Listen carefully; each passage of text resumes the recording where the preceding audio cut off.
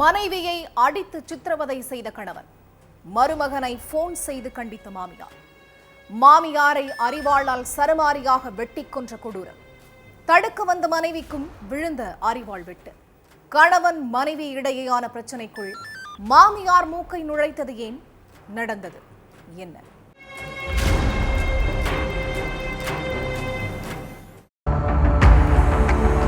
நண்பகல் நேரங்கிறதால நெல்லை மாவட்டம் நரசிங்கநல்லூர் பகுதியே ஆள் நடமாட்டு இல்லாம அமைதியா இருந்திருக்கு. அப்ப திடீர்னு அலறல் சத்தம் கேட்டிருக்கு.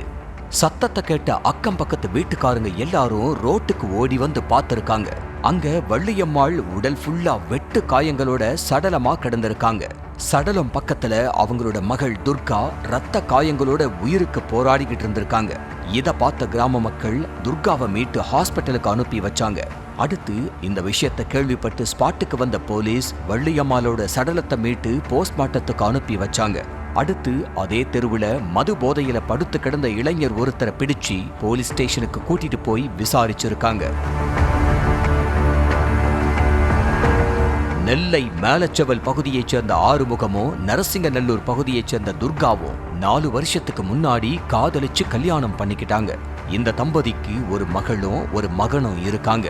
கல்யாணமான புதுசுல ஒழுங்கா வேலைக்கு போயிட்டு குடும்பத்தை கவனிச்சுக்கிட்டு இருந்த ஆறுமுகம் வேண்டாத செயற்கையால மது போதைக்கு அடிமையாயிட்டாரு.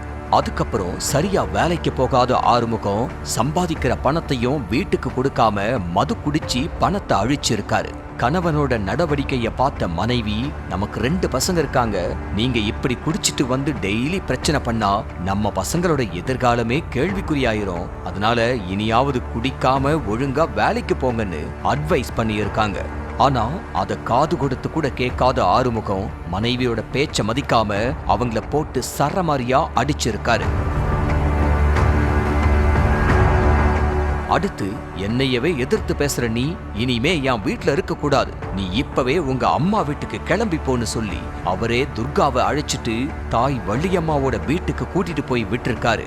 அப்ப துர்கா நடந்த எல்லாத்தையும் தன்னோட தாய் வள்ளியம்மாள் கிட்ட சொல்லி அழுது புலம்பி இருக்காங்க.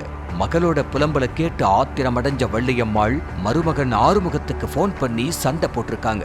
என் மகளை நல்லா பார்த்து பண்ணதான் உனக்கு கல்யாணம் பண்ணி வச்சோம், ஆனா நீ சரியா வேலைக்கு போகாம என் மகளை போட்டு அடிச்சு சித்திரவதை பண்ணிட்டு இருக்க, இதுக்கப்புறமும் என் மகள் மேல கைய வச்சன்னா உன்னை உயிரோடையே விடமாட்டோம்னு மிரட்டி இருக்காங்க. வள்ளியம்மாளோட பேச்சை கேட்டு கோபத்தோட உச்சத்துக்கே போன ஆறுமுகம் குடிச்சிட்டு அரிவாளை எடுத்துக்கிட்டு மாமியார் வீட்டுக்கு போயிருக்காரு. அப்ப மறுபடியும் மருமகனுக்கும் மாமியாருக்கும் இடையில பயங்கர வாக்குவாதம் ஏற்பட்டிருக்கு.